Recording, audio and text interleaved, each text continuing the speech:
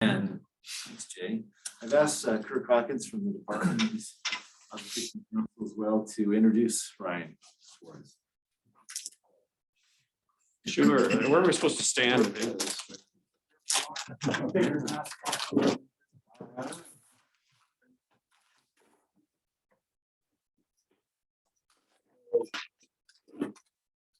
Ryan Davis, sitting in front of me, is an associate professor in the Department of Political Science. He has a PhD from Princeton's program in political philosophy, but he also pursued, after getting a PhD, he pursued additional graduate studies in straight up philosophy at Harvard.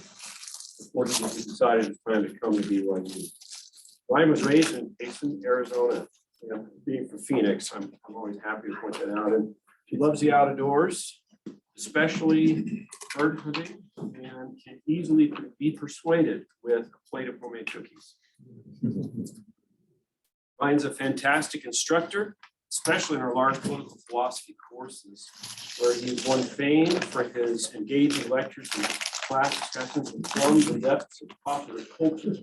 For examples of philosophical concepts and questions. When he isn't teaching our philosophy classes, he writes about the value of autonomy and the moral significance of respecting persons. Well, thank you so much. That was a very nice introduction, and also true about at least case in Arizona bird hunting and cookies. I'll take my mask off. So the first thing is, so my title of my talk is nobody likes class. 10 more assertions about teaching and the meaning of life. But because of the title, I wanted to start with just sort of acknowledging my gratitude for your coming here. Because the reason nobody likes class is because nobody likes being in a situation where their precious, precious lives are ticking away and someone else, they have to listen to someone else. And so I just wanted to let you know that I am aware of that. And it's so moving to me that you would spend your extraordinarily precious research time or lunch time or both times here talking to me. So thank you, everybody. And I actually have another caveat, which is that there is nothing particularly remarkable about me as a teacher. So the thing you might wonder is like, I don't know, maybe you don't wonder this, because maybe I'm the last person who's sort of like is getting on the bus. But you might wonder like, oh, are the persons who do these things, is there something special about them? Maybe in other cases, but in my case, no. You know, it's just like everyone. It's like you have some hits, you have some misses, and that's all I got.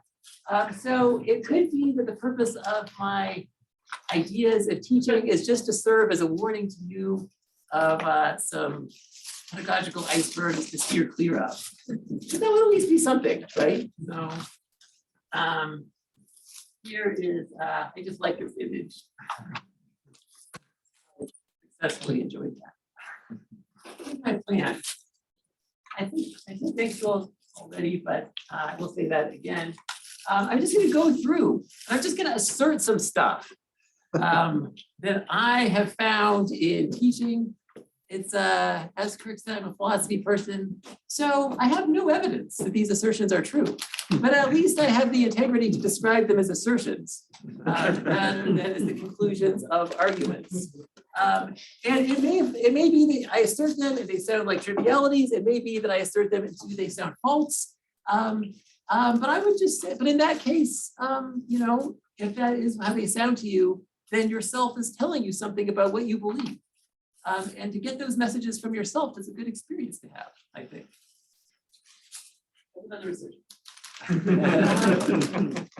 I'm gonna ask us all, so the thing I want from this, and I don't really think, I think I sort of am against in general, is sort of thinking that there's some sort of like abstract guidelines that are sort of like have determinate consequences or something like that, where the guidelines are still informative. Mostly what I think is that there are just sort of like some cases where you're like, man, that worked. And so that's mostly what I'm going to give you. And I also have learned, including from quite a few people in this room, where I've just sort of like been to some of your classes, or I've sort of like seen some of your ideas, and I'm like, oh, that worked. I've got to try that. And so that's what I mostly want to get, or give us a chance to get from each other. is just sort of like, what's a moment? So this, I'm trying you to think about this. What's a moment from the last semester that you remember? Here's the conditions that will take. Is it has to be something that is a moment and also that you remember. That's all it is. So that's all I'll do after the 12 assertions. And then I want to do a lightning round activity. We go around and share. So as I'm giving my assertions, the real point of it is just to sort of like provoke you to sort of like think about like what are some good cases that you can give the rest of us, and then we can sort of leave with that and lunch and all the success. That sound all right? People on board for this plan? That's my project. So again, think about a moment that you remember where again, that's a moment and also you do remember it. I said this was going to be a talk about teaching and the meaning of life. So just as a quick definitions, do you want the definitions or does everyone know what meaning of life is? Here's a, I need definitions. I need definitions. I do these things compositionally. So meaning is the property that something has when you can interpret it. So think about sort of just any semantically intelligible sentence. The difference between the semantically intelligible sentence and the syntactically correct but unintelligible sentences, you're like, I don't know what that meant. There's no interpretation of it that you can render. And in life, that's just when the components of a life, like the components of a sentence, fit together in a way where you can offer an interpretation of it.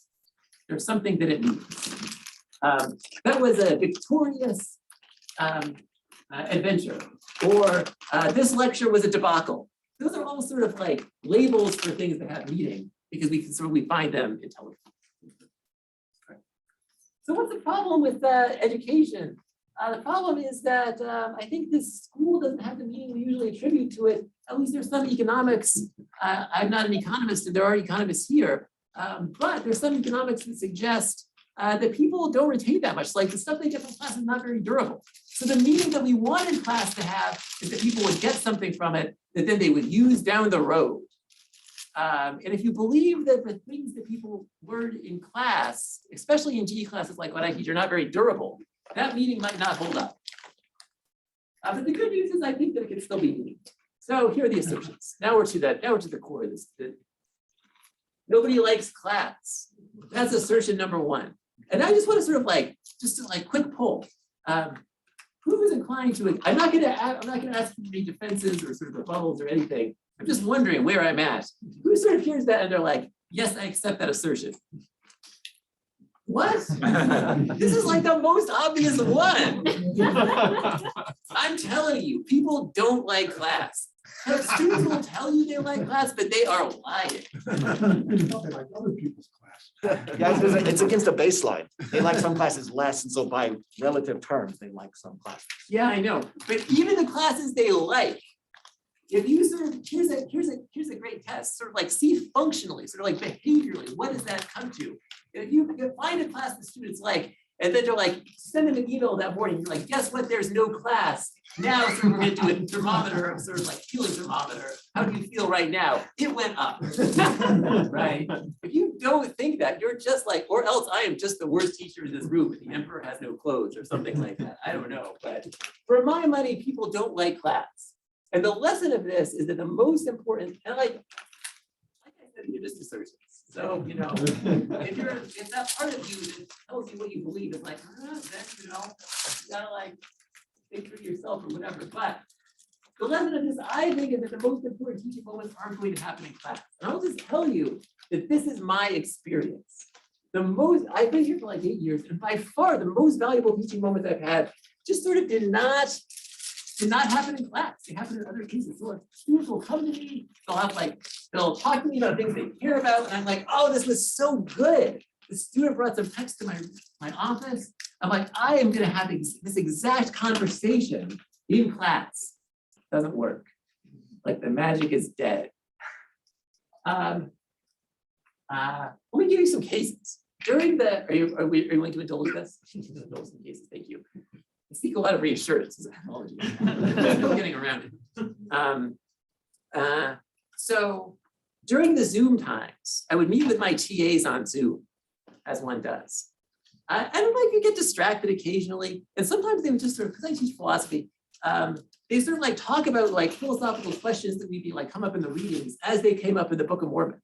And so like, I love that. This is exactly the thing I like. But sometimes I'd be like, no, I've got to be a grown up. I'm like, I work for the man now or something. I don't know why I have this thought. But I'm like, no, we shouldn't talk about that now. But I'm like, but if you all want to talk about this, I'd be happy to like have another Zoom call where we could talk about that. Anyway, they set it up.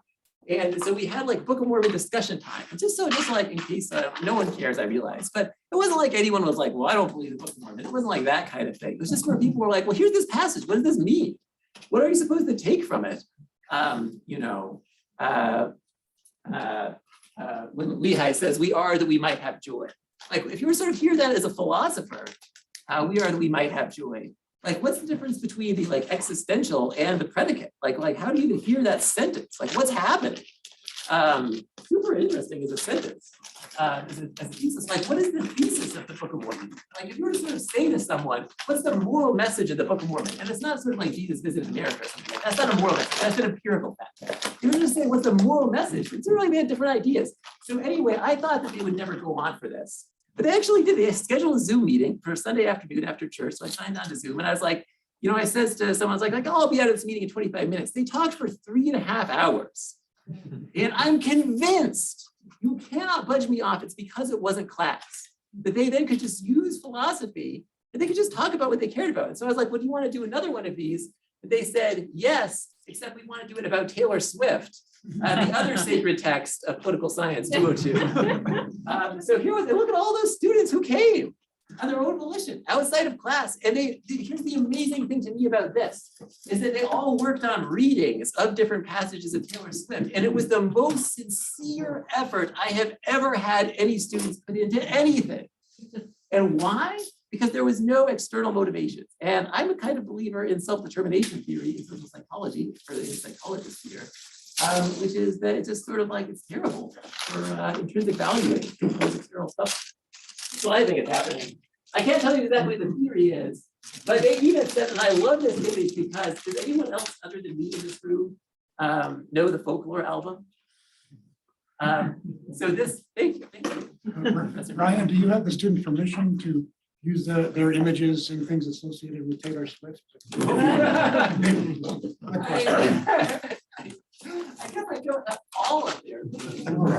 I won't tell. I feel like I'm gonna get away with it. There were a couple of images I wanted to share but didn't, because I felt like that was more questionable. But these were sent to public settings, where I didn't ask at the time. But anyway, so this is like the magic of this, is that this was happening and someone was giving a reading about invisible thread, invisible string, about the Folklore album, and then they were like, and the purple pink sky is here now. And it was amazing. And you have to be a sort of appreciate that moment. Because like, for the record, the song itself is about coincidences and moments. And one of those coincidences has to do with an extended metaphor of the song of the purple pink sky, which during the reading of that song appeared. Man, it must be true. All right. 11. I'm going to do easy faster. Who has TAs other than me? Most of us do. Yeah. So here's my assertion about this. When I am at conferences with other people, the most amazing thing about BYU to me, and I love BYU, I love being here with colleagues, but to me the most extraordinary thing about BYU is the TAs.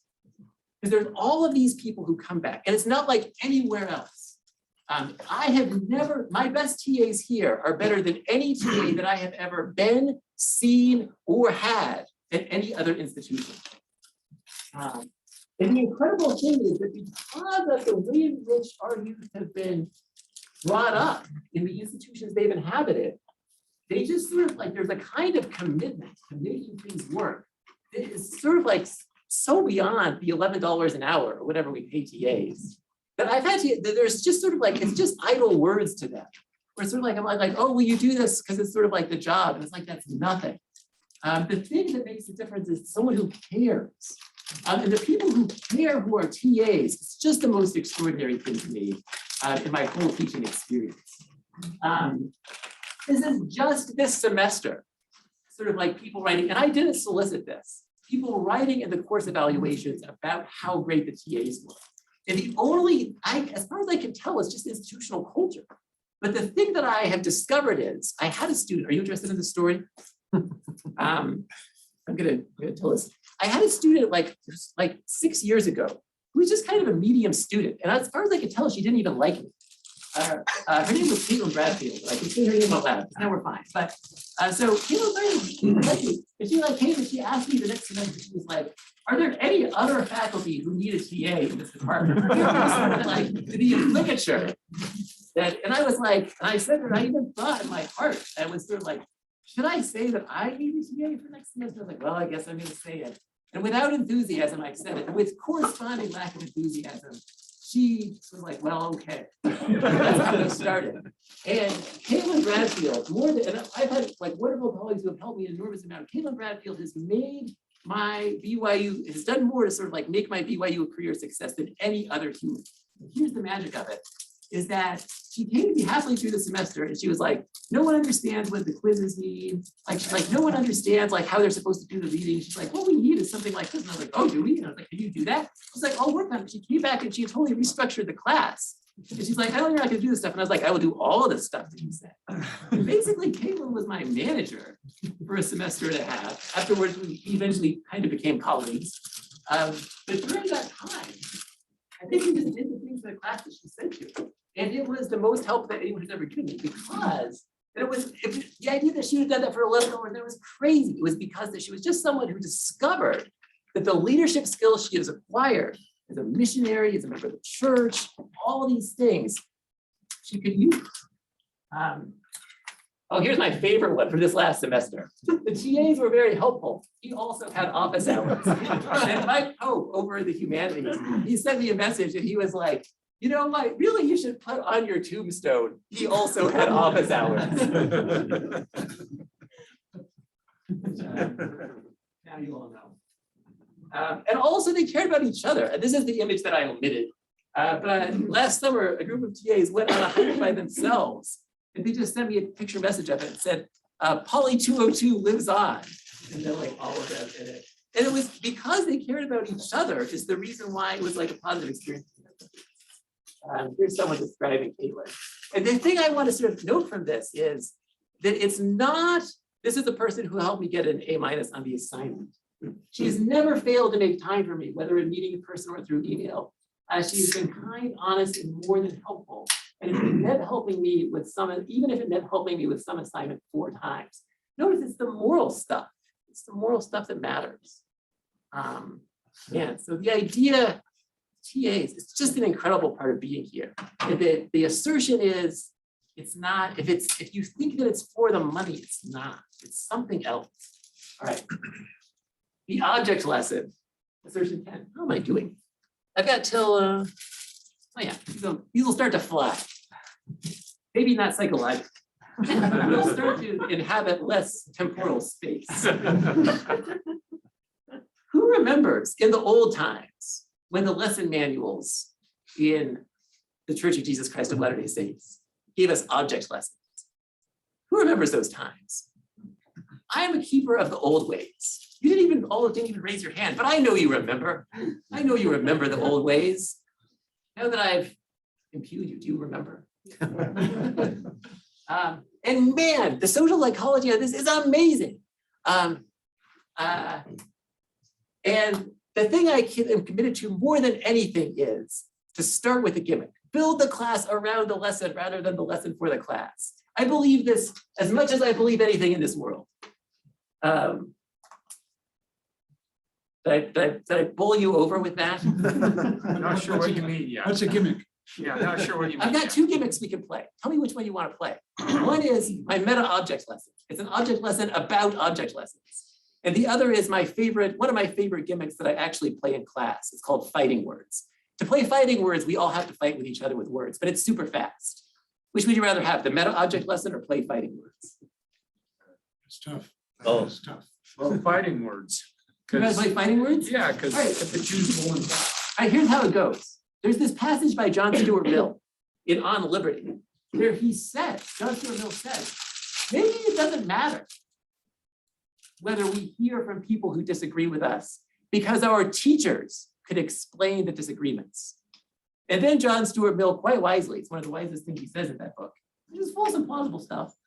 He says, But of course, we won't listen to the teachers.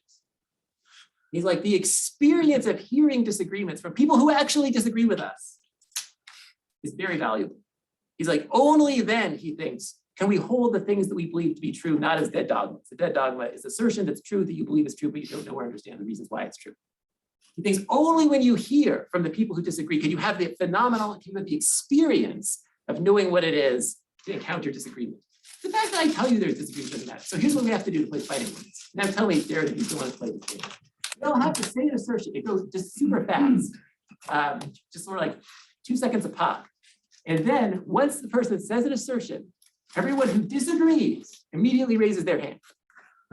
The winner of fighting words is the person whose utterance, it has to be a sincerely held belief, is the person whose utterance elicits the most disagreement.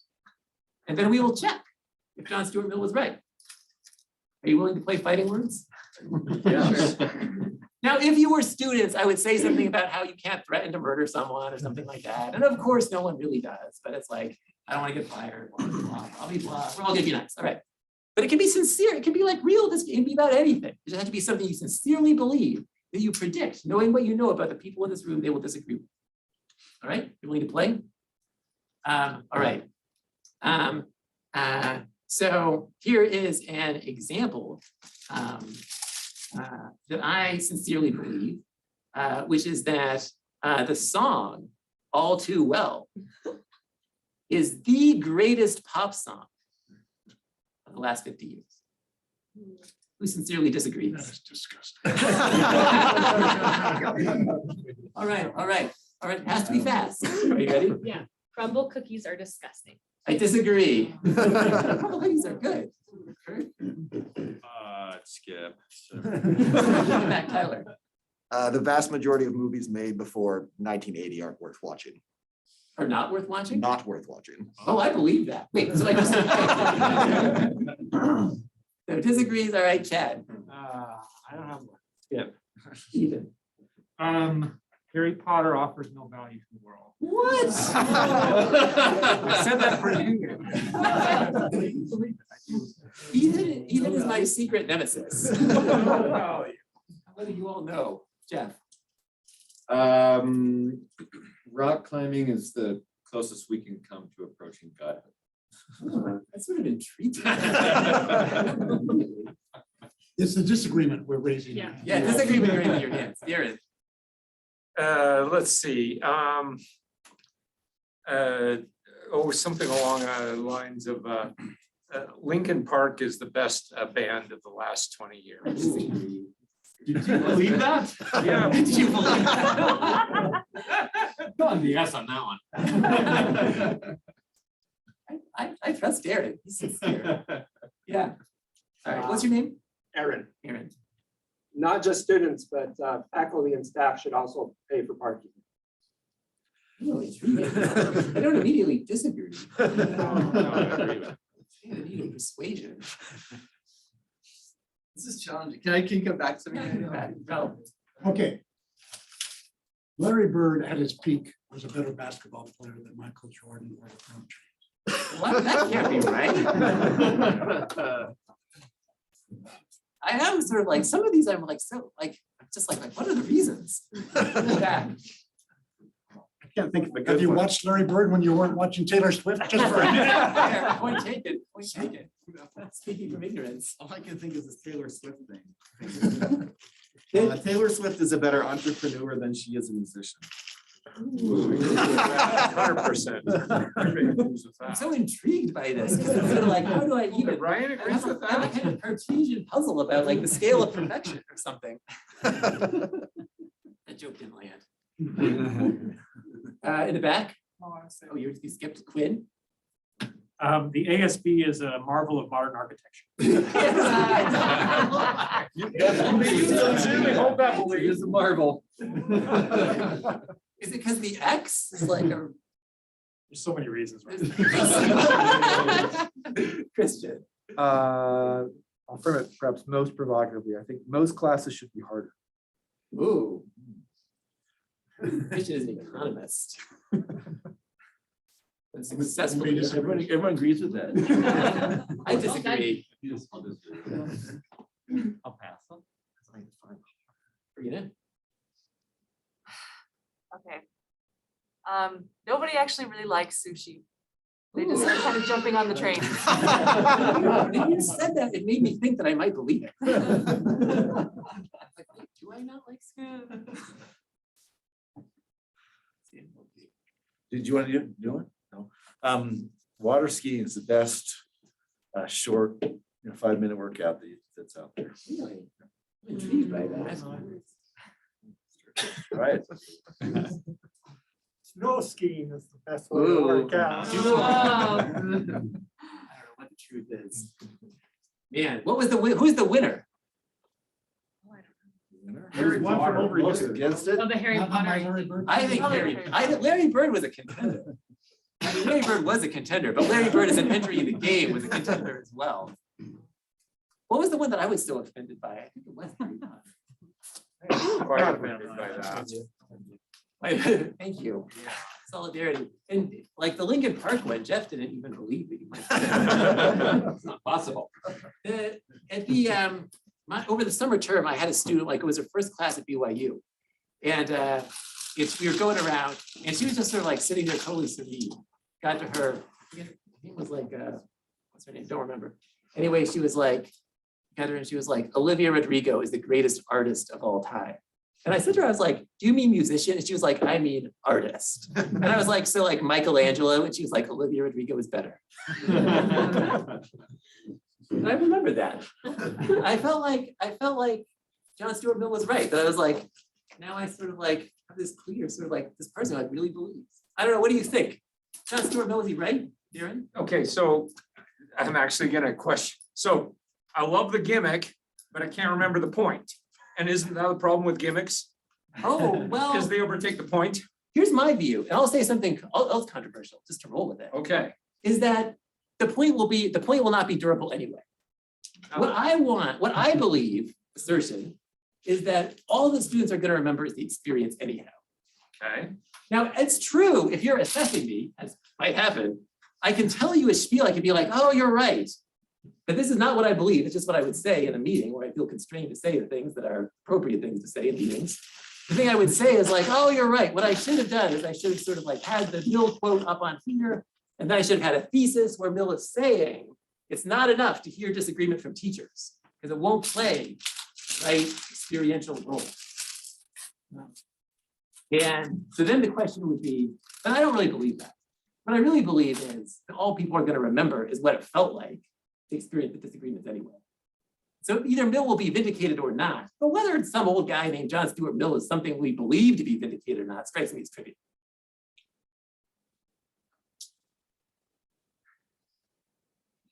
I'm just putting this in the most polemical way. I'll give you a rebuttal opportunity though, if you would like.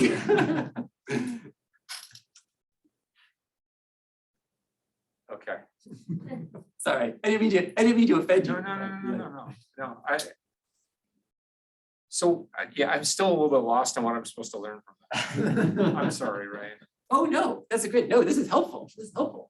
And here's my point, is the answer is, and let me say this maximally clearly, nothing. Okay. The answer was nothing. You were Okay. supposed to have an It's experience. a Seinfeldian answer. And The class about. that's right. No, you were supposed to have an experience. Right. And now, having had that experience, I invite you to make a judgment about whether the experience was valuable or not. Okay. And that's it. Okay. Now I'm just curious myself if the experience was valuable or not. Just genuinely. What do you say? Me personally, it was entertaining, and I often use gimmicks like this more as team building exercises, though. And I find that they work very well as team building exercises and sort of creating bonds between people Yeah. and feeling like closer to somebody and opening new avenues of conversations. I think it was very valuable to me in that respect. I would use it in that kind of way. Yeah, good, yeah. The thing I learned is I have a sincere fear of saying I have a fear of saying something sincerely and being rejected. And that seems to be related to this idea. Right. In class, I invite people to boo as well. So there's probably something there. It's hard for me connected to where you're getting at, but I experienced something personally that I wouldn't have been able to experience without that opportunity. Yeah. Now, whether that was your learning goal or not, I don't know, but there's learning happening through it. Yeah. I want to resist this notion of goals. Yeah. I think, do I have an assertion about this? Oh yeah, here's one of my gimmicks in class. We had a constitutional debate. And then they signed the Constitution. The key is to have a physical constitution. Otherwise, it's a bust. They have the Constitution there that they can actually sign. I don't know why that's the key, but I'm convinced it is. Oh, this is my next one. Magic is in the details. Here's my case about this. For some reason, just like in the constitutional debate, you've got to have the actual Constitution there. We also did something in the past called the Kahoots, the 202 Kahoot Championships. Do you know what Kahoot is? Yeah. It's like an online quiz game where you can sort of put your review questions into the quiz deal. And then one of my TAs, God bless her, created a certificate, a real certificate like on cardstock.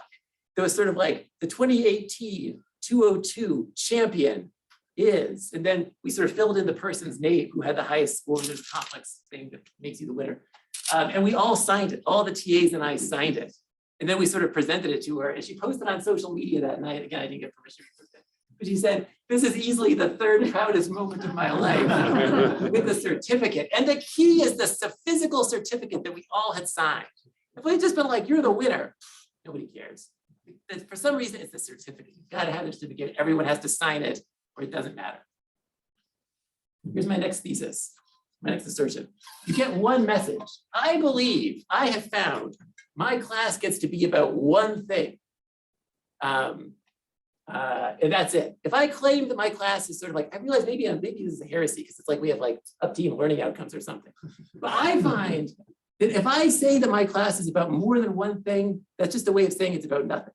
And so my question is, if one of your students asked you, this is a question I asked myself, if one of my students asked me from last semester, what was the point of this class? What would they say? It has to be one sentence. That's my challenge. I think it has to be one sentence. Who agrees with this? Who disagrees? Good, good. Is it one message per class or the entire The course? semester. The semester. I agree, but that one thing has 3 subpoints and each of those has 3. That's not how things are individuated. Can I just ask Ryan? Yeah. So what's the one sentence message of 202? The message of 202 is that informal validity in inferential reasoning is a way of developing the virtue of understanding each other. The tool of informal validity, it has a point, and the point is to understand each other. It's not, to be clear, to persuade each other. Persuasion is an illusion. Persuasion is a chimera. And persuasion is probably bad. It's to understand each other. That's what my class is about. Is it a success? Well, I already showed you the ship. And it was like, I think it's like the ship. You know, I don't know. Is this terrible? Is this okay for you? Are you having a terrible time? The rarest moment is when one person asks another a sincere question. I can already tell you the moment from today that I'm going to remember. And it's when Darren Hawkins said to me, isn't it the case that you're forgetting the learning outcome? And even though I had my polemical rejoinder, in my heart, a different thing happened. In my heart, the thing that happened is in my heart said to me, maybe Darren is right, screw this thing up. Whereas then my humanity, my fallen nature made me do something else. But that doesn't mean that the thing that happened in my heart didn't happen. And for me, the thing that matters is the thing that happens in my heart. The rarest moment is when one person asks another sincere question. That's the thing that means something. Here's the lesson, at least for me. I said and that's because this version of me also wanted to pin on someone else. But the truth is that I'm always one question short. Whenever I have an exchange with a student in a class, I'm always one question short. And that question doesn't occur to me until it's like, I'm going to sleep that night, or I read my scriptures, or maybe I didn't read my scriptures, or like whatever. But that night, I'm sort of like, I know what other question I should have asked. And for some reason, it's the same. I go to a wedding. Where are you from? Blah, blah, blah. Like, oh, like, what's happening? Like, oh, I'm just like getting together with this person in a relationship. I'm like, oh, who is this? What is what? Blah, blah. I always end one question short. I don't know why, but I believe it's true. Next one. We always have this sort of like part of class where it's sort of like it's supposed to be spiritually uplifting. Here's the thing I believe about this. How am I doing on time? This is terrible. I'm close. I'm close. We're getting ready to the lightning round, all right? Your testimony is something that's part of you. There's this temptation. There's this temptation to make the spiritual part of class being like, and here's a general authority quote that kind of goes along with the thing I've been saying. But that's never the thing that's your testimony. Your testimony has to be part of you. It has to be something that you can't help but say that thing. It has to be just like Jeremiah. Remember Jeremiah? When he says sort of like a bunch of terrible things happened to him. Sorry, very, very schematic reproduction of this. A bunch of terrible things happened. And Jeremiah at one point is like, he's like, I'm finished. I'm finished with saying Jehovah's words. I say I will not mention him. I will not speak any more of his name because he's gone through so much. Then within me, there is something like a burning fire shut up in my bones. I am weary with holding it in, and I cannot. The testimony is the part of you that makes you weary to hold it in, and you have to say it. You have to say it.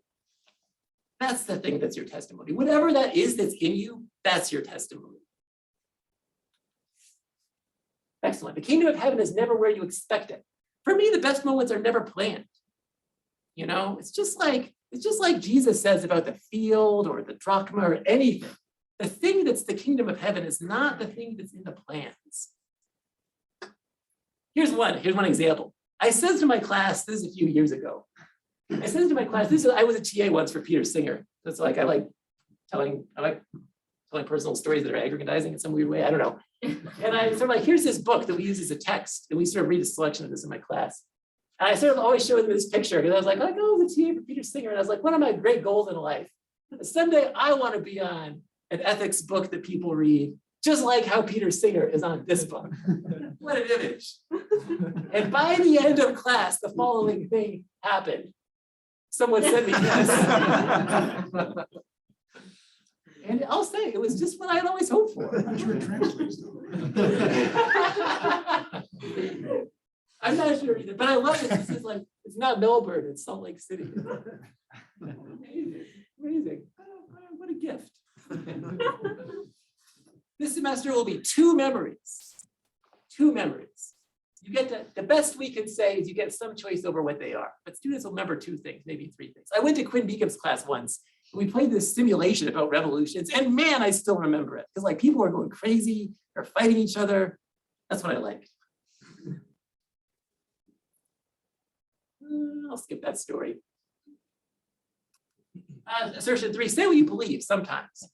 The thing that people remember in my class, if you just ask people, well, people will know who I am, or else they'll say that I'm tall. But if anyone sort of actually cares who I am, then what they'll tell you is they'll tell you about my one lecture that I sort of like arrived at purely by accident about how I hate the Federal Road Building Act of 1956. Man, do I hate the Federal Road Building Act. And I hate roads, and you should too. I won't tell you about why, but I have this whole lecture down where whenever somebody sort of tries to defend John Locke, about tacit consent is not a thing. Whenever someone tries to defend that, they're like, no, Locke was right. It's like you walked down the highway and now you're obligated to obey the state. I'm like, let me tell you about the highway. And that's the only thing people remember from my class. And that's not disappointing. I see them a few years later at a wedding reception or something, and they're like, you're the roads guy. Yes, I am. Assertion 2. Your students love to see you fail. I don't know why, but they do. They love it. And I lean into that. I lean onto that like it's sort of like it's the headwind that'll push you to morning. You know, it's okay to look bad at stuff. I don't know why this is true, but I promise you, it's true. Students love to see me fail, and I hope they also love to see you fail because it'd be disconcerting to me if it's just me. So like put up an art, anyway, anything. I just love it. You know, so I'm a Kantian. This is how it started. This is how it's going. I tell stories about these people scoring points against me or something. Students love it. I don't know why. Here's the last one. Oh, dramatic finish, dramatic finish. Are you ready? I'm about to say the thing that's meaningful. Thank you. I learned this from my former colleague, Dan Nielsen. At my first lunch, he said this to me, stayed with me ever since. I say it to my TAs every semester, and now my TAs say it to each other. If they get anything for the job, I'm glad that this is the one thing that they say. So thanks to Dan Nielsen. Here it is. The only relationship that matters is the relationship of shared discipleship. Here's the thing I'm going to leave you with. One of my TAs after Book of Mormon night and Taylor Swift night sent the TA email list a long email that was about interpreting Taylor Swift and interpreting the Book of Mormon and using philosophy to do it. She started out with Mormon 48. Sorry, that's wrong. That's not a thing. I'm talking about Moroni 7, verse 48, in which Mormon says that charity is the pure love of Christ. And my TA was like, she's like, well, if we just read this with sort of like surface grammar and English syntax, the thing to notice is that it reads just the same as saying something is X is the pure love of chocolate, where the pure love of chocolate or the pure love of anything that you put in syntactically is just to purely love that thing, to have a Kierkegaardian pure will, to love that thing to the exclusion of anything else, or to love that, have your love of that thing not be commingled with anything else. And so she then says, suppose we hear the pure love of Christ in the same way, that the pure love of Christ is just to purely love Christ. What would come of it? Now, here's what she says. I do have her consent to share this with you. Mormon goes on to verse 48 to say that if we have charity, when Christ appears, we will be like him. There's the line where Taylor Swift's Daylight comes in. At the very end of the song, Taylor says, I think you are what you love. That's exactly, I think, what Mormon is teaching here. If we love Christ, if we have the pure love of Christ, we will be like him. We will be what we love. But Mormon doesn't just stop there. He also says that he also says that we shall be like him, for we'll see him as he is, which is also the theme of the Taylor Swift song, Daylight. So she concludes, true love is seeing people for who they really are, seeing them in the daylight. I love this reading. I love this reading. Just wanted to share it with you. It's non-standard. It looks at the syntax, uses the tools, and it says something, I think, that to me anyways, help me understand another person better. That's the goal of my class, understanding better using the tools. This is just where I thought about that. I was like, yeah, that was such a good reading. I pulled over and took a picture of the sky. Made a difference for me, my students reading. Right. We have a few minutes. Now is the lightning round. The lightning round is to say a moment that you remember from this semester. It could be good, it could be bad. It's just a moment where something happened that you remember. Who's willing to go? Who has one? You. I teach a class that many students are stressed about. And so one moment I remember is a student came and met with me repeatedly, felt like she was struggling, didn't know how to succeed. I didn't really feel like I was helping her, to be honest. Then after meeting with me 3 or 4 times, she came and just something had changed for her. I honestly don't think it was anything that I did. But she came and I could tell that she wasn't as stressed anymore, that something had clicked for her. It was a nice moment because I was worried about the student. I was worried about my ability to help her. And again, I don't really think, maybe the act of meeting with me was reassuring to her, but I don't know that I said something in those meetings that fixed it for her. But it's just a nice experience to see well, you're gonna get through this. I tell students that all the time. It's just nice to see evidence of that. They're gonna get through it even if they feel like the whole world is crashing around them with respect to my class. Do you think your student knew that it was a valuable moment for you as a teacher? I think so, because I talked to her about it.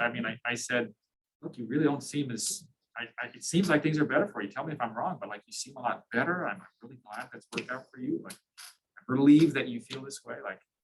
At least a little, I think. I told her how my reaction to it. No, that's great. Lynn, are you gonna? I did have a moment, but Ethan's comment made me think of something else, which was not last semester. But one of the profound moments for me as a teacher was when I came to BYU from a different institution. And it was graduation. And one of my students was chosen to give the graduation talk. It's kind of a big deal. And Bill Clinton was the other speaker. And so everybody in town had showed up for this. I remember my student standing up in her graduation talk, with the whole town there, saying, I need to tell you about a moment I had with my professor, Quinn Miko. It terrified me. It gave me nightmares for weeks. And my heart sank, right? And then, you know, it turned out to be fine. It turned out to be a defining moment in her life that reframed how she saw the world, and it ended up being a positive experience overall. But what I remember most about that experience was that I never remembered that conversation. And it gave her nightmares for 2 weeks.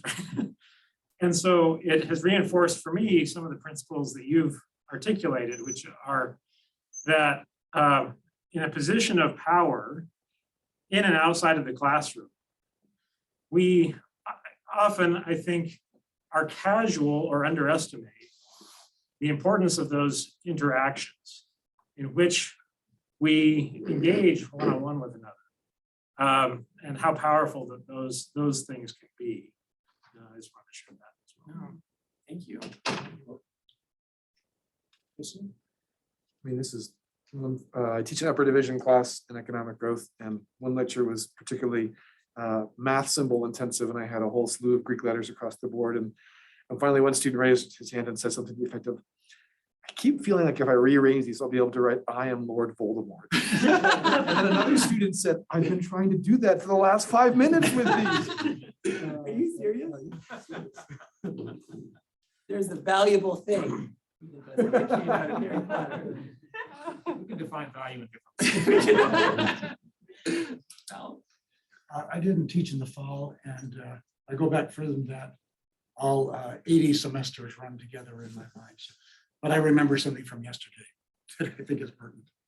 And that is that in our seminar room with only maybe a dozen non-Zoom participants around the table, I learned something in front of the class. Yeah.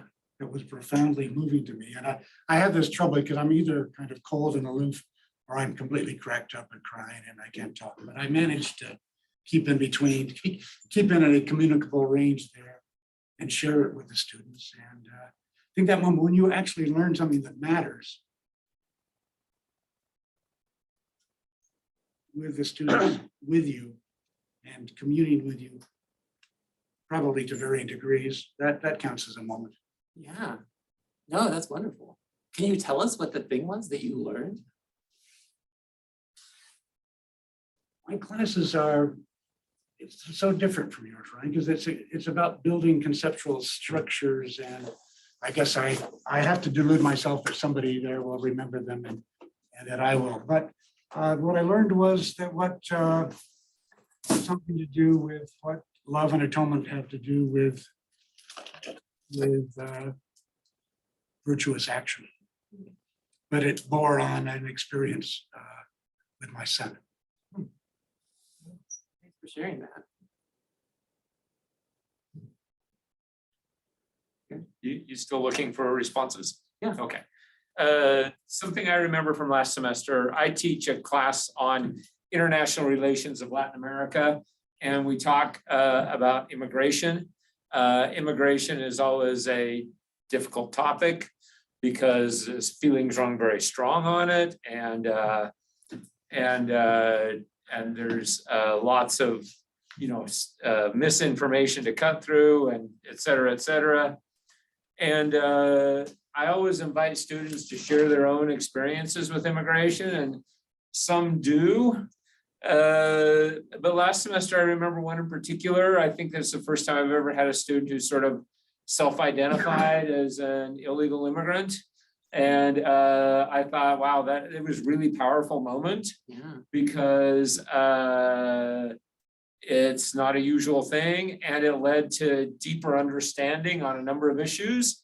And I loved that we had that moment of vulnerability and deeper understanding. Oh, thank you.